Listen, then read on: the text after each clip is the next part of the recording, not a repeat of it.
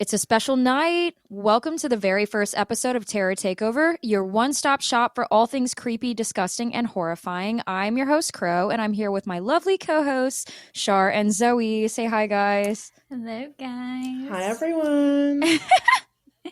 Yeah, so we are all huge lovers of horror. We just wanted a space to be able to talk about some of our favorite movies, stories, folklore, and other scary things.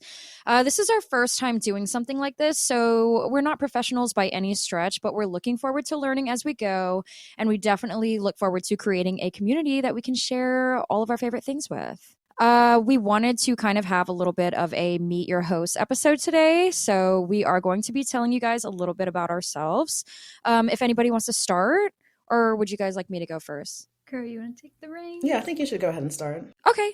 So I'll go ahead and start by saying a little bit about myself. My name is Crow. Obviously, I grew up in southern Louisiana. What I do most of the time is stream video games. Obviously, mostly horror games. I also play in a band called Capra. We're found on everything like YouTube, Spotify, whatever, if you want to look for that. Some of my favorite horror movie genres, it's kind of hard to choose because there are so many different options. And when you start naming your favorites, you always remember later the things that you wish you had mentioned. So this is not like a super cohesive list, but some of my favorites are slashers, especially. I literally had to look up the pronunciation because I never know if I'm saying this right, especially giallo, which is a specific type of slasher film. It was really popular kind of in the 70s and 80s, but it is having a resurgence. I feel that a lot of newer directors are trying to kind of imitate that same vibe. So, for example, those are movies like Tenebrae and Deep Red. But I also do like stuff that's a little bit more campy or lighthearted, like Scream. Some of my other favorite types of movies are cult horror. So that would be stuff like The Invitation, House of the Devil, Wicker Man. And honestly, in my opinion, Texas Chainsaw Massacre is kind of a cult horror film too. I know that that might be arguable, but that's just what I think. Just because they're a family doesn't mean that they're not a cult. I also love Stephen King. So Carrie, Cujo, The Shining, and The Tall Grass is a really good newer Stephen King movie. Pet Sematary, of course, as well. And I'm also really into short films right now.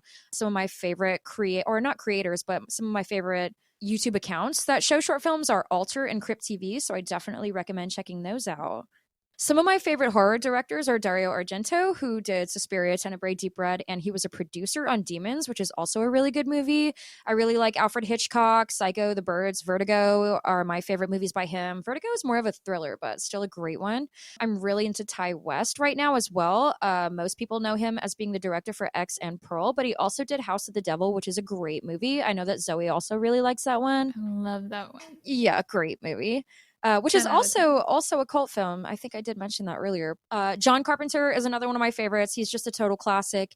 You know him as the director of Halloween, Body Bags, which is a wonderful horror anthology that not enough people know about. I've never seen that one. The Fog, of course. And actually, he also directed Escape from LA and Escape from New York, which is really crazy, but it makes a lot of sense because it's one of the only action movies or one of the only action movie like franchises that I actually like. And it only makes sense that it's done by John Carpenter. As far as things I want to accomplish with this podcast, I definitely want to build a community of people that like the same stuff as us. I want to be able to discuss my favorite movies with them, and I also want to explore cultural folklore, specifically of Louisiana, which is where I'm from. And also Southeast Asia. My heritage is from the Philippines, so I think that could be really cool too. And I do look really forward to looking deeper into the hidden messages of horror. I think that that is going to be one of the biggest things that we do on this podcast. I feel like I know you a little better now. Yeah. Yes. I'm down to go next unless you really want to, Zoe. You go for it, Char. I like listening. Okay, so I'm Char. I'm also happy to be doing this podcast with everyone. I'm super excited to kind of talk about horror movies. I feel like right now, especially, horror is going through this sort of mainstream zeitgeist moment where we're all kind of comfortable talking about scary movies, and the whole horror genre is so diverse. There's kind of an option for everyone, pretty much, whether you like really scary, really gory body horror type of movies or more of like the psychological art house movies, which is really what I prefer. And also, I feel like this podcast is good for me because I sort of started out being absolutely terrified of horror movies. I didn't like watching anything scary. I remember calling my mom at a slumber party because they were playing Quarantine, and I was like, I can't do this. I have to get out of here. Oh my God, I forgot about that movie. Yes, I would. I honestly want to watch that movie now because I feel like it's literally just like your run of the mill zombie movie. But at the time, I was like, "This is the end of the world. I'm gonna die tonight. I gotta go." So it's been. I think that just getting older and kind of coming of age during everything going on, and also just maturing, I've kind of gotten used to the horrors of reality, and now I'm kind of prepared to watch horror movies as they are. So I would say a lot of my first movies were not very scary, but they were movies that I couldn't really commit to. So like Paranormal Activity, Quarantine, the Fourth Kind movie still has me terrified of owls to this day. But now that I watch horror for fun, I would say my favorite movies are probably Midsummer for sure. I know a lot of people are kind of like iffy about that movie because it's not really scary per se, but like I said, I like the What? artistic side. I think it's terrifying. Specific scenes. I don't want to spoil it for anybody who hasn't seen it yet, but I think Yeah, it's so, so scary. I think so. I think I got into a big thing with my group chat about it. A lot of people are kind of like split in half about art house horror movies because they are more of like the psychological thriller side, which is also a genre I like a lot. And they're not really the traditional people getting slashed up, scary things jumping out type of movies. But I think that those movies really elevated horror and it's kind of what made it become so mainstream because they can incorporate different kinds of themes, they can introduce different kinds of characters and cultures, and they usually have really awesome settings. The aesthetics for Midsummer is absolutely insane. Totally love it. And of course, I'm always a big fan of any kind of like female protagonist movies, so no surprise there. So also another I guess movie and genre I like is zombies and monsters. I think I'm just ready for the end of the world or something. I don't know, but maybe I feel like I'm prepared. Okay, I have my team together. I'm like, which one of my friends got my back if some shit goes crazy? But I really enjoyed The Crazies.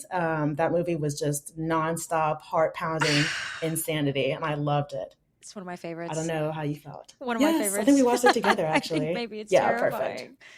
terrifying. It's insane for sure. And then I don't really know. I've seen a lot of the other movies for sure, like Shaun of the Dead, Love Shaun of the Dead. World War Z, all those movies. They were all just really good, really like I think those movies in particular, they kind of make me feel like, okay, what would I do if the worst case scenario happened? How would I survive? How would I work with a team?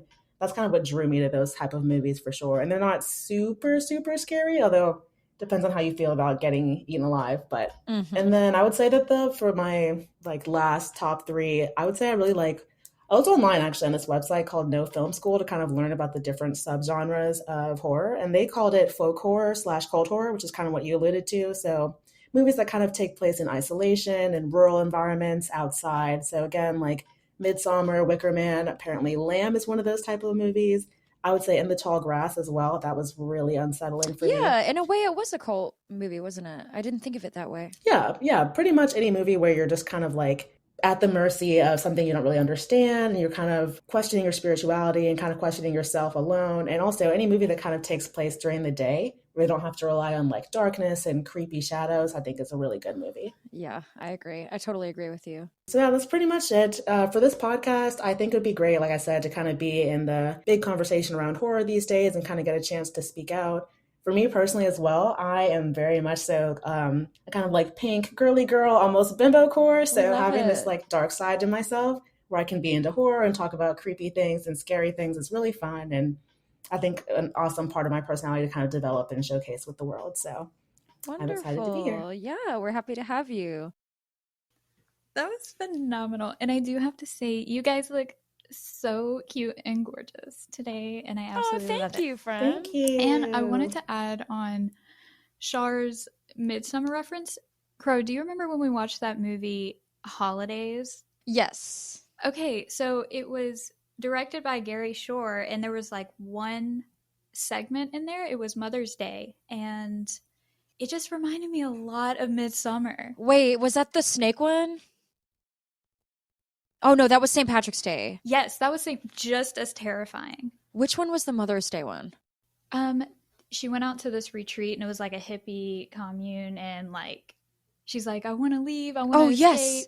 and like they're like, Yes, "No, yes, yes. no, you stay in here forever." Yeah, that did have midsummer vibes. Okay. Yeah, oh my gosh, I forgot about that one. That did have midsummer vibes. That is so weird because when we watched it, I had watched that movie before. You had showed it to me, but I had no recollection of that scene. So that's so weird that I forgot it again. What the fuck? Oh, no. So random. Anything mom related is pretty scary, Yeah. in my opinion. But Mommy that's just me. issues. Bruh, same. Yes. Alrighty, tell us a little bit about yourself, Zoe. Okay, so my name is Zoe, and I am actually from Louisiana as well, which is comforting and scary at the same time. True, true. So I've always been a big fan of horror movies since I was very, very young. I remember the first movie I ever watched was Halloween by Rob Zombie. It actually wasn't the John Carpenter one. No, It's a good one. It is a good one, but no 8-year-old has any business watching that. Mm-mm.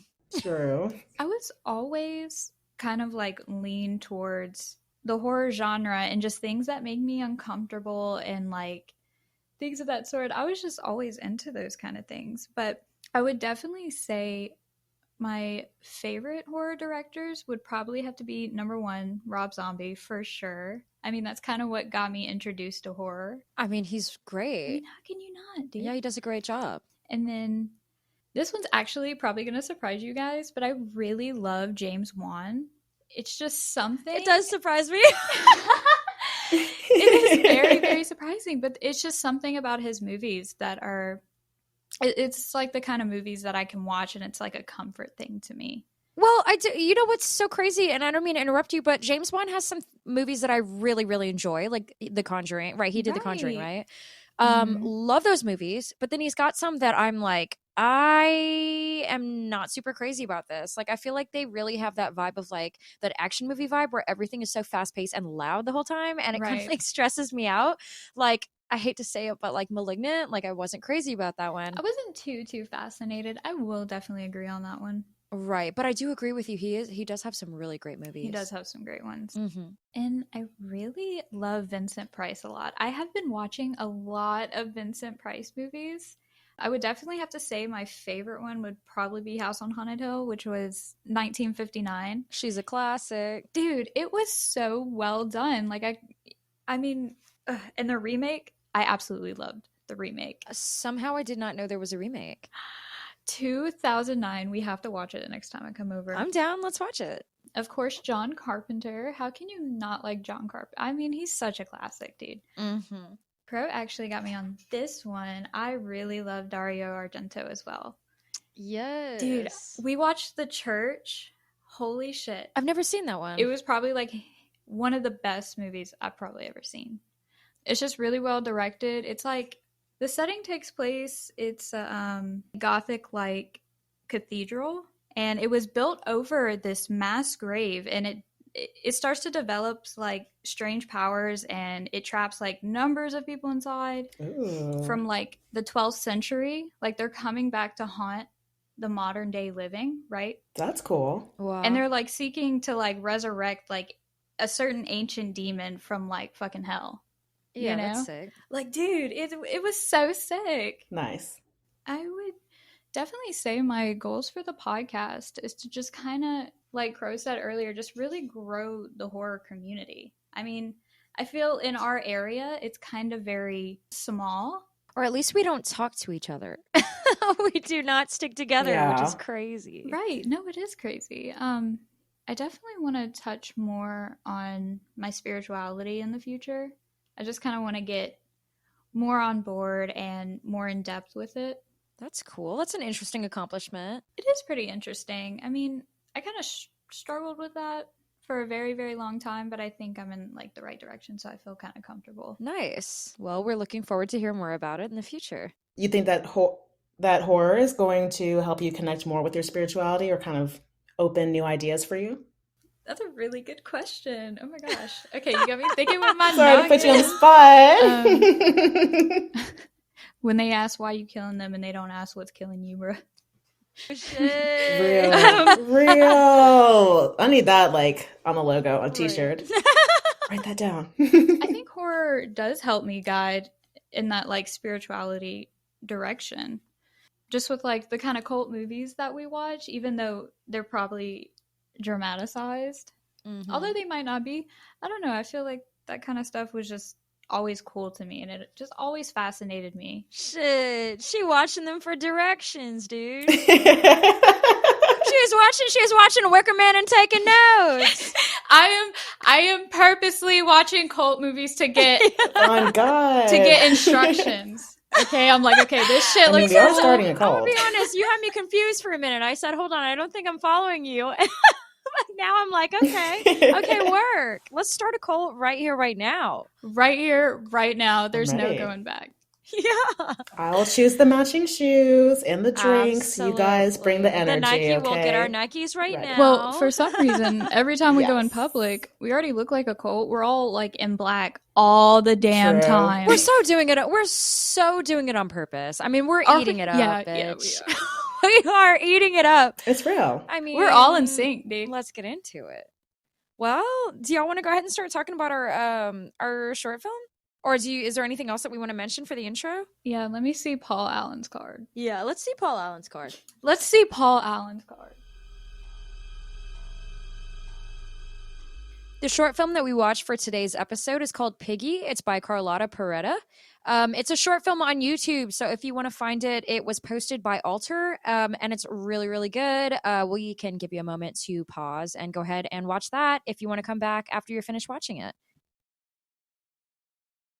Piggy, to me, is a short film that I've seen prior to this week. I've watched it a few times, actually. I just think it's such a poignant message behind it, and it was just extremely well done, in my opinion. Did you guys enjoy it? Dude, it was Yes. so good. And I love So good, right? the message in it, you know. Absolutely. Alrighty, so we're going to give you a quick rundown if you don't want to go watch it. Basically, the scene starts. You are shown basically this dirty, what you assume is a public pool, just because it's not super well kept. It doesn't really look like a rich person's house or anything like that. And the main character, Sarah, is looking out at the pool. She's got her headphones on, and she notices that no one is there, and she's very excited. It's shown that she's a curvy woman. In my opinion, she's gorgeous. And the first thing that you see is that there is a sketchy car that is parked running kind of close to the pool. She showers before entering the pool, and there is a short scene where she's looking at herself in the mirror in her bikini, and it's actually kind of hard to tell that she's looking in a mirror at first. I had to watch it a few times to realize what she was doing.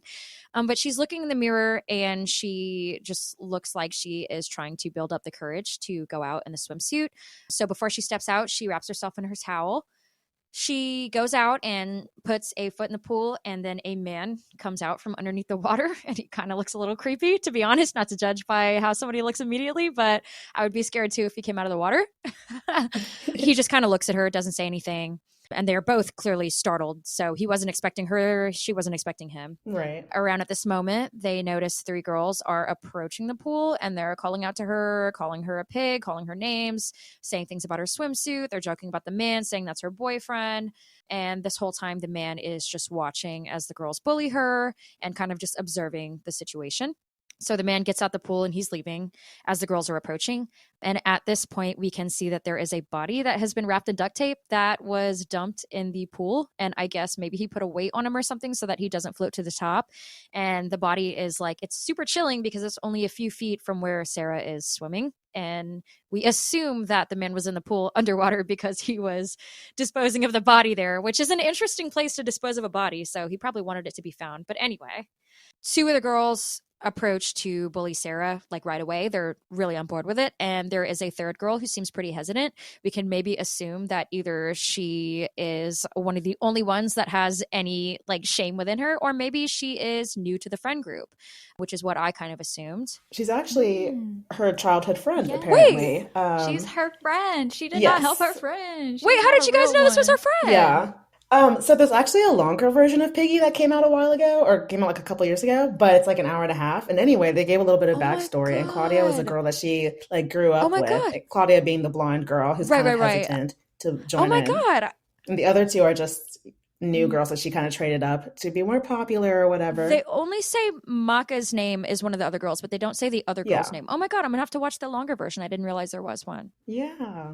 So yeah, I noticed that too. She seemed hesitant about joining in the bullying, but she still ultimately kind of does. Yeah. Oh my God, that like adds so much to the story. Yeah, for sure. Well, so anyway, yeah, she's like just seems slightly hesitant And then in that moment, the one of the first two girls who like rushed over to be a piece of shit, her name is Maka, as the other girls are calling her Maka.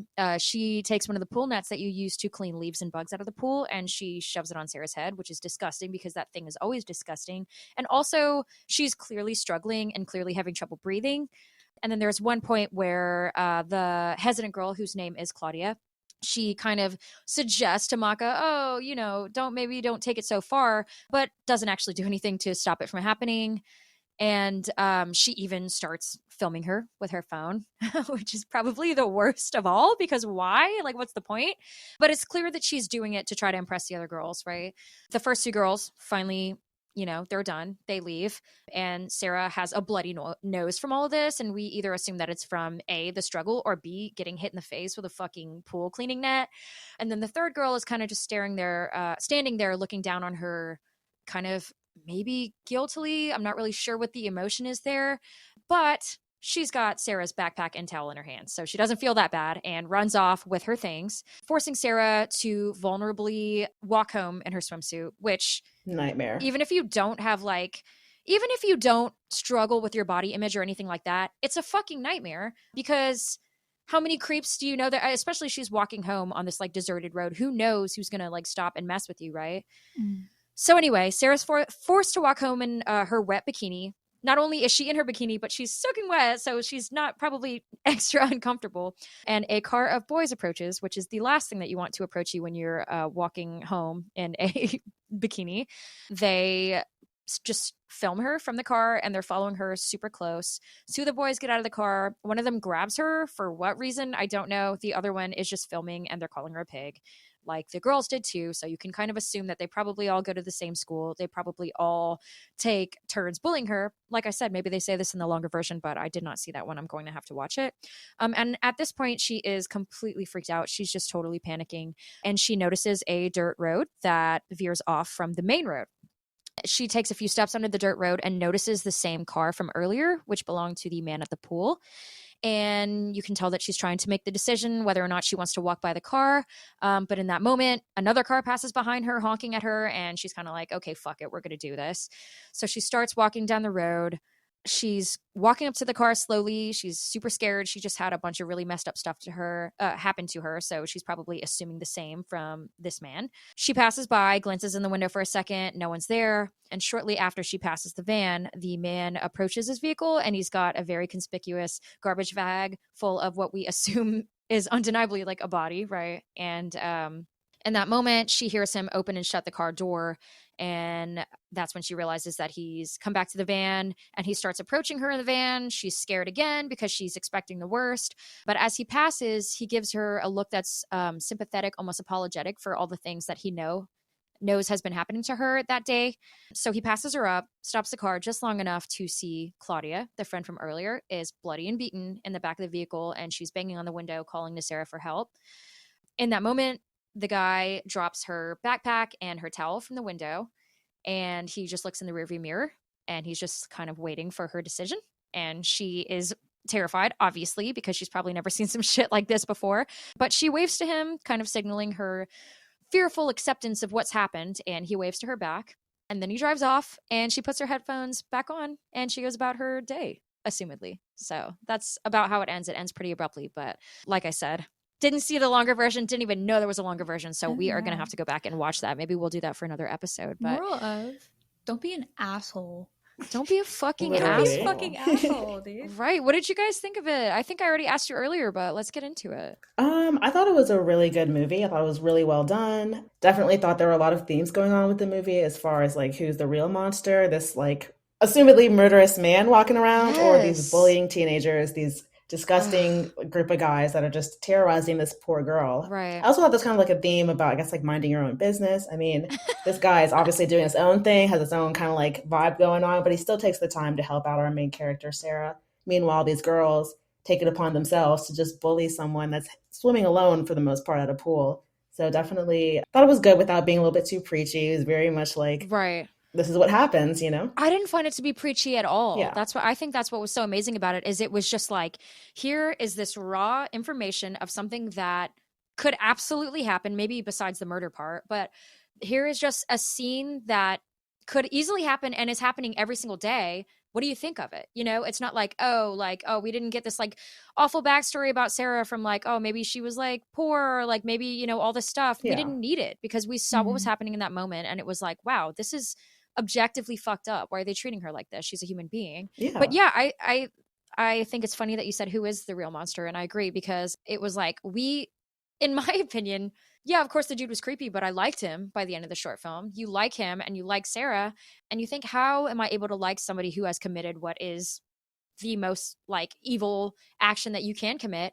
But then it makes you think, is it really, you know, this, Yeah. don't quote me on this, but is it even really the worst thing you could do? Is what's worse? What's worse?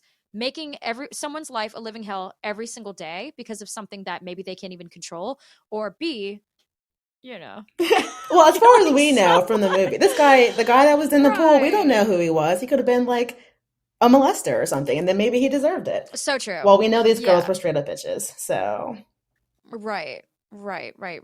Or what's worse, witnessing a murder and then you're just like, I got enough problems. Right. literally. I ain't got time for this. I think it also speaks to the decay of society and like kind of the surroundings. The movie takes place at this dilapidated pool with trash thrown about. There's not really a whole lot of other characters. Everything's kind of like gray and seedy looking, and apparently people are just running around being awful to each other and casually killing people in the Right. woods. So I don't know what Yeah. happens when there's no one to be like, hey, let's try to do better. Let's try to be good to each other, you know? Right. It's almost like their own version of like vigilante justice. Like that's the level of what's going on here, is kind of like when everyone is put to their own devices of like kind of like defending themselves, you know, what would happen in a vacuum kind of thing. Yeah, for sure. I want to say, you mentioned the gray part. Love that, because I was thinking like the way it was filmed. First of all, the attention to detail in this was so good in my opinion. So Carlota Pereda was amazing for that. The whole gray vibe, I want to say, I feel like it did a really good job of capturing like when it's really bright, really sunny and just uncomfortable and you can't even keep your eyes open all the way because it's so fucking bright. Like I Yes. felt like she captured that with the kind of hazy, dreamy filter over the lens. Yeah, it almost gives a VHS feel. Right. It was kind of like a disoriented feeling without it being like, oh, like this is a cozy kind of disorient. It's like, no, Right. we're having a bad time. Yeah. We are uncomfortable right now. We're all uncomfortable. It's sticky. Yeah, it's sticky for sure. And the acting was so like raw and real. I agree. She was incredible. So the main actress was the one who played Sarah was Laura Galan, I think is how her name would be pronounced. She did amazing. I don't know if she's in anything else. I didn't look, but she did an incredible job. The guy in the pool, or the murderer guy, was played by someone named Paco Hidalgo, and he didn't really have to say much like for his role. Like he was completely silent, but I thought that he did a solid job as well. For sure. And just to touch on that silence as well, the main character doesn't speak throughout the movie, kind of makes some strange faces, which makes me maybe wonder how she feels about the situation, maybe about if she's on the spectrum or not, just because it was kind of interesting. True, she didn't say anything. I didn't even notice. That is kind of interesting. Yeah. And something else I noticed was that throughout the movie, they reference Claudia a little bit and Maka, but we don't actually learn the main character's name until basically the end when she is being called out to by Claudia saying, help me, Sarah, help me. Right. And it's like, yeah, Right. girl, she was Piggy throughout the whole thing, but now that you're like dying, Yep. now she gets to Now be she's named. Sarah. Yeah. So dark. Oh my God. Yeah, has your own medicine taste. Yeah. Wow. Oh my gosh. I never thought about that. How that's such a powerful thing to change from like this name that everyone knew her as. I mean, how many people actually even knew her real name? And the only reason probably that this girl did was because, as you said, they used to be friends. Yeah. And it just speaks to how it's so easy to dehumanize and bully someone when you have a gross nickname for them versus them being a real human being to you with a name and, you know, a personality, and when they're in a position to actually help you. Right. I just really hope nowadays, like that generation of bullying and traumatizing someone is coming to an end eventually. I know, right? I mean, you would think so. The thing that's crazy about it is like now we look at the world as we are at our age. So it's kind of like now it's not really, or at least in the bubbles that we surround ourselves with, it's not common that you see a lot of body shaming because of the people that we surround, or at least in my circles, and I'm sure in your guys' circles too, because a lot of the circle is the same.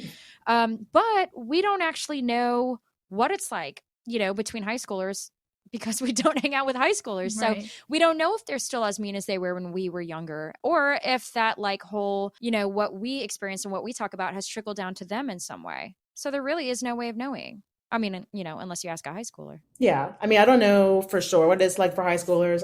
I think I would say it's probably shifted somewhat. I think people are less likely to Mm-hmm. bully someone like, "Oh, you're gay" or "you're fat" or whatever, and now it's Right. more like what are your politics, more like what's your social media looking like. It's a lot more kind of what you do versus who you are, which Definitely. I don't know if that's better or worse or not, but it's just something that's different from how we grew up before, where just existing was enough to True. be attacked, essentially. I agree. And even among adults, I think that bullying had, I don't know if we have, I guess if you want to say cancel culture, I don't think that's bullying in general, but I can see how it can kind of point fingers at people and kind of encourage mob mentalities in ways. So Right.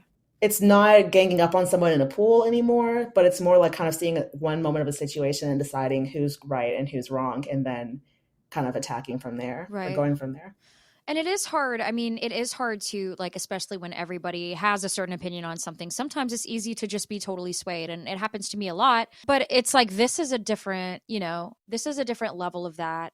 Yeah, And I feel like even at that age, there is no excuse. Even at that age, there is no excuse to just kind of go along with it, because you can see clearly how much you're hurting for sure. somebody. I will say there are certain things where the line is blurred. And I think that the idea was that this girl, Claudia, probably had an idea that the line was blurred here, and for some strange reason Sarah should be punished because of what she looks like. I don't know, it's just really sad. I do hope that that's like, I agree with Zoe. I hope that that era is over, because it does seem like bullying someone, at least for what they look like, is a little bit more in the past. But then again, Yeah. I wouldn't know, so maybe someone could tell I don't know. us. I mean, we could ask a high schooler. I mean, We could. are you guys still Are y'all assholes? bullying people? That's all I want to know. Are you in high school? Are you being bullied? Let us Reach know out. at terrortakeoverpod@gmail.com. I mean, that's Yes. not funny. If you're being bullied, it's not funny. I feel like I was going to ask if you guys feel like you would be a Claudia in this situation where you're kind of like going along with what's obviously some shitty bullying. But I think it's Mhm. worth pointing out that I've always felt like Crow was not. I feel like you're one of the only people in my life that's ever like stood up for me when people were trying to have a moment with me. And I thought that was so cute and so Mhm. brave, because I Aw. think a lot of people are more likely to either just not say anything or to honestly join in, at least before and in high school. Yeah, no, Crow is a Valerie from Girl Aw. Interrupted. Yes. She's Oh. Valerie. Yes. It's like when you need her, it's like that TikTok that's going around right now. It's Right, like my best right. friend's my Valerie because she'll stand up for me every time. And I'm like, yeah. Period. Yeah, I mean, I don't know. Like, I guess it's just, I don't know. I have no idea, because I think it was a lot that I at my previous the like Catholic school that I grew up in, it wasn't awful to the point to where I was getting like beat up and shit, really, but like I wasn't a cool kid or anything like that. And I always felt like I was like the awkward one. I was like the person that would be getting asked out like as a joke, stuff like that. So it's just kind of like, as I got a little bit older and I did gain a little bit more confidence in myself, it was like, well, I mean, why would I use that to like join a group of people that wouldn't have accepted me, like a year prior or whatever? I don't know. So I guess I've always just been a professional asshole, is what I'm trying to say.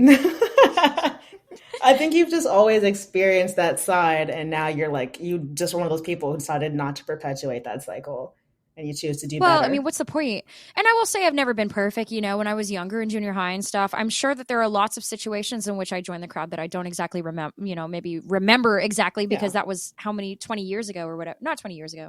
Junior high was what? 10, 10 years wait, 10, ago. 15 years ago, 15. Yeah.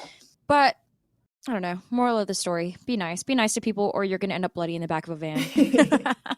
I wanted to ask, what did you guys think about the different ways of bullying that occurred in the movie? Like, we see the girls, they kind of yell at Sarah, they call her Piggy, they call her names, they throw the net on her, basically kind of almost kill her in a way. They could have easily, yeah. Yeah, like she couldn't breathe under the water, and she had a bloody nose by the end of it. Versus later, when she's walking down the empty highway in a bikini, you have the guys who are literally pushing their car closer to her as she's running. They get out of the car and like pick Yeah. her up and grab her ass. Like, that made my stomach drop. For me, that's like that was the most terrifying, uncomfortable scene. So It was hard to watch again, for sure. yeah, Yeah, no, the taunting was like extremely uncomfortable for me. I'm like, how much psychological damage do you need to do in order to get your fix? Yeah. Like, where is the fine line, you know? But also just why?